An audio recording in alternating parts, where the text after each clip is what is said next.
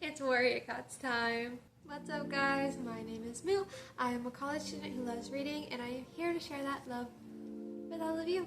We are back with another Warrior Cats video. Is it my fifth? As it is Dawn of the Clans Super Editions. The prophecies begin. The new prophecy, Power of 3, and my sixth! Omen of the Stars! Ta-da! This one is a series I actually have a pretty soft spot for. I feel like people generally, especially my age and older, like to say that Power of 3 was like the last good series, which I have never gotten. Because one, it ends on a prophecy unfulfilled, so how could that be the last good one? And two, Omen of the Stars is just so good. This past week I have started reading Vision of Shadows, which I think I mentioned in a different video that I filmed a couple days ago, but it actually might be like a month or so ahead of that time, which I think is kind of funny. Time is super weird.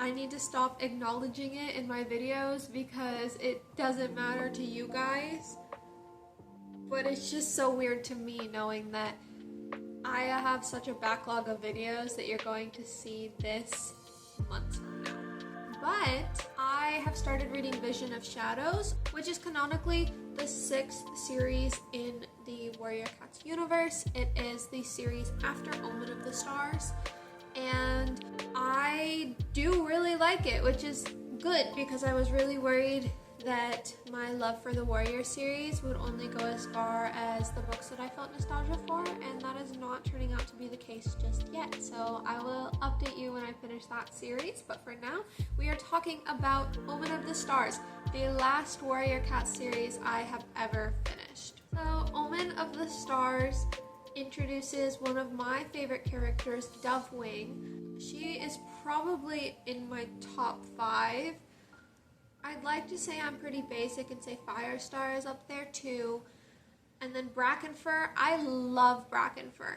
And I think Brackenfur is not a huge, most people wouldn't say Brackenfur are their favorites. Brackenfur is my favorite cat. I am loyal to that cat. Brackenfur to the Warrior series, to me, is like Lost by BTS to BTS's discography. If you know, you know. But I believe if there was one Brackenfur stan, it's me. If there's 0 Brackenfur stans, I'm dead. I love that cat. But I think Brackenfur is my #1 cat, but I love Firestar. And I love Dovewing. It's hard to choose a top 5 because I also love Jayfeather, I love Squirrelfly, I love Brambleclaw, I love Graystripe, I love Bluestar. Oh, Bluestar's probably in my top 5. Oh no. See, look at this dilemma I have. There are so many characters in this series and there are so many good characters that it's such a struggle for me. But what I can tell you is Dovewing is up there. Dovewing and her sister Ivypool become huge characters in this series.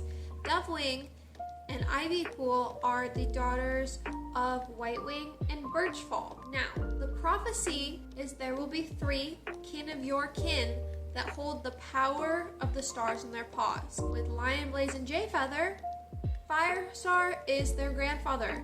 That makes sense. That's easy lineage. It's kin of your kin. With Dovewing, walk with me here because it is a little more complicated. As I said, Dovewing is the daughter of Birchfall and Whitewing.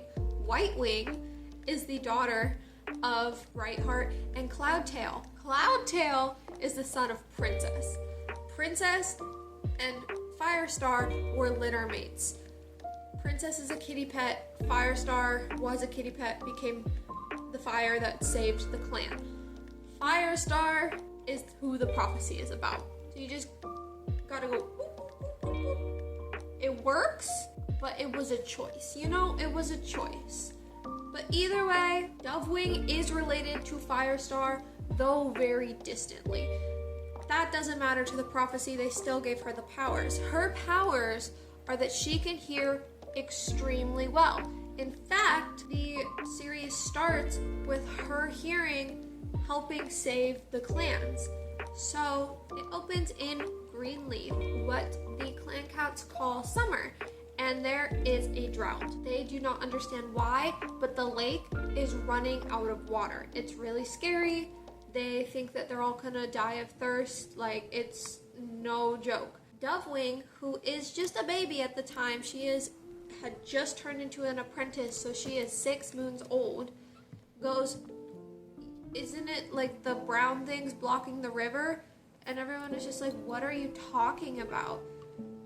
Basically, her power is she can hear so well that the things she hears, she can visualize in her mind, and she can understand what is going on super, super far away from her.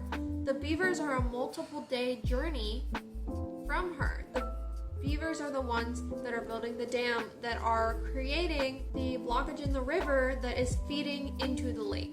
So I believe this first quest was just made as a way to show the readership her powers and how helpful she is to the clan. Lion, Blaze, and Jayfeather, of course, find out about these powers and are like, oh my gosh, you're the third one. We have to get on this, and are able to catch her up to speed, be like, this is all that happened while you weren't alive, and we have the 3. It is no longer Hollyleaf, it is Dovewing, who actually does have the powers. Now, Ivypool, her sister, sees this treatment, and she is just like, what the heck? Why is she so special? She's just a girl. She's just a girl, aren't we all? But she just gets really upset. She's like, I don't understand. Why is my sister getting all this special treatment? And it just is harboring resentment. Resentment is building up in Ivypaw at the time. So she gets visited by a dark forest warrior, Hawkfrost. If you remember from the second series, The New Prophecy, Hawkfrost is Brambleclaw's brother, the son of Tigerstar.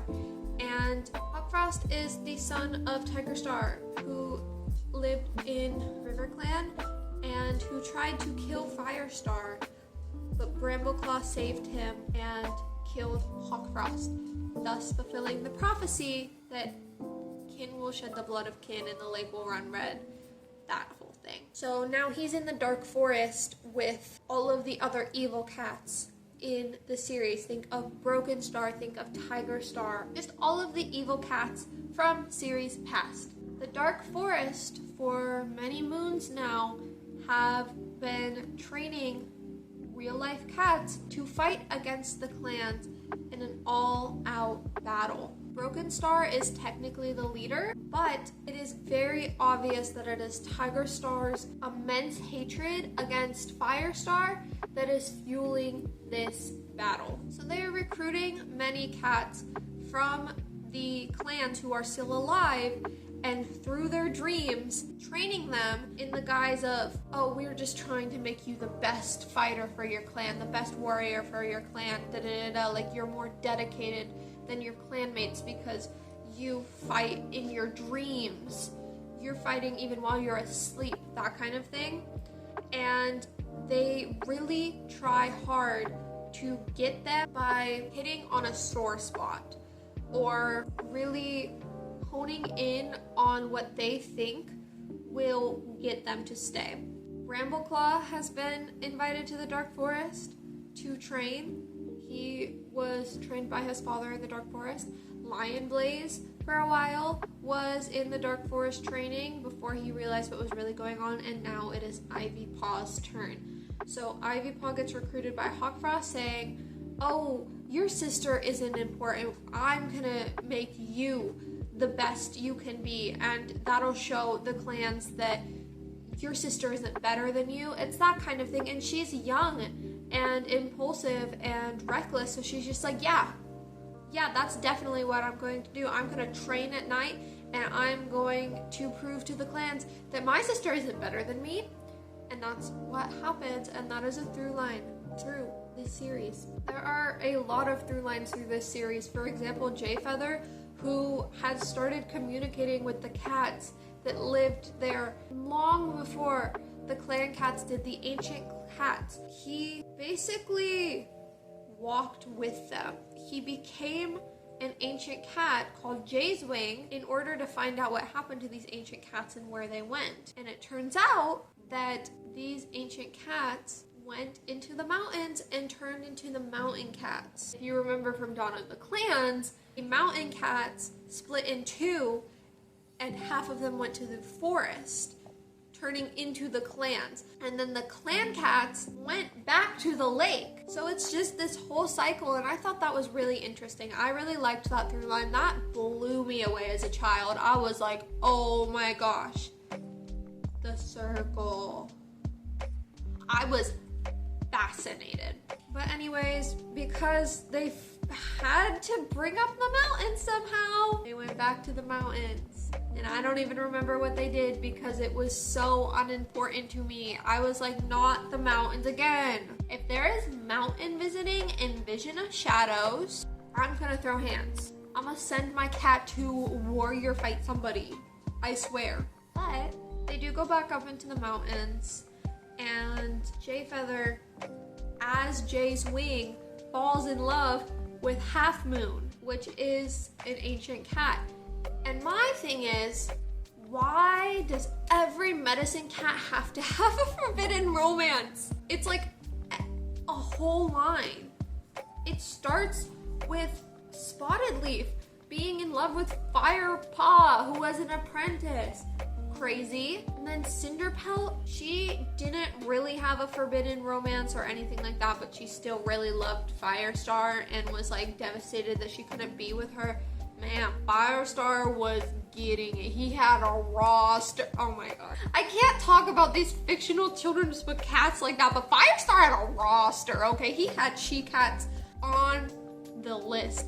You know, he had at least 3 of them out there that were just head over heels for him. The cats got game, I guess. But that is besides the point. Then you have Leafpool, who had the whole crow feather thing that I feel like I must reference in every video since then. And now you have Jay Feather, who is in love with this cat Half Moon and who doesn't want to leave her and is just devastated that he has to leave her. And he's just like, why is my life so hard? He didn't want to be a medicine cat at first. He's obviously like blind, so that is a struggle for him. He has to overcome that adversity. And now he's found the love of his life, who is an ancient cat that has died so many years before he was even born. And he's just like, come on, man. But yeah, every medicine cat, it seems like in ThunderClan, seems to have a forbidden romance of sorts. Firestar enacted that real fast because fire alone may save this clan, but fire also offsets medicine cats to be doomed to be in love with cats that they shouldn't be. I love the forbidden romance trope. I think it's really interesting, but it just is happening every time. You know, is there a medicine cat out there that can go through life without these trials? I just wonder, you know, I just wonder. Vision of Shadows, I don't know what happens in it. It seems we may be in for another one, so I will update you when I finish. But speaking of forbidden romance, Jay Feather and Half Moon isn't the most forbidden of them. Actually, it is Dovewing and Tigerheart who have a forbidden romance. Tigerheart is the son of Tawny Pelt, who is Bramble Claw's sister. Stay with me. The family tree goes crazy. The fact that this is all just up in my noggin, maybe that's why I'm bad at math, because there's no more room left in my brain because I have silly little cat family trees in there. But Tigerheart is the grandson of Tiger Star. Dovewing is related to Firestar. So we have another dynamic with that, where these two cats that hate each other, their family is like, but they have that meetup. I remember as a kid, that plot point was one of my favorites. I loved the Dovewing Tigerheart saga. I think there's more to come. I think I might have gotten spoilers.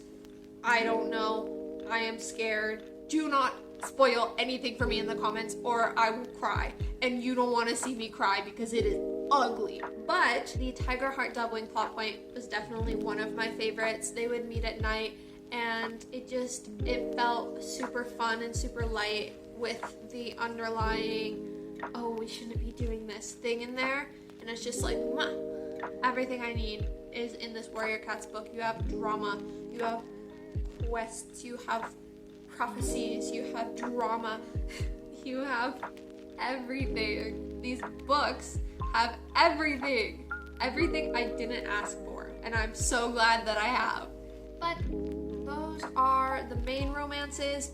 You also have Lion Blaze and Cinderheart, which is very, very cute, but also compared to the other romances of the main characters, it is just pretty straightforward. The Dark Forest has been training up cats to fight for them in the battle against the clans that will forever be known afterwards as the Great Battle. It is covered in The Last Hope. This book made me cry as a kid. I sobbed for an hour because of all of the casualties. It was crazy. It was just like, here's a cat that I loved for years that's gone. Here's a cat that I loved for years. Oh, got cut down. This happened. This will never be the same. The Warrior Cats books after this will be completely different because this cat is gone. And it's just like, whoa, it's scary. It was a great battle indeed, and not in great as we are having a good time in like how World War I was called the Great War because it was the war to end all wars. Don't look up the sequel, it's not good. And in the end, over 30 cats died in this battle. That is more than any other battle by far in the Warrior series, at least as many in the books that I have read, and I have read over 100 now.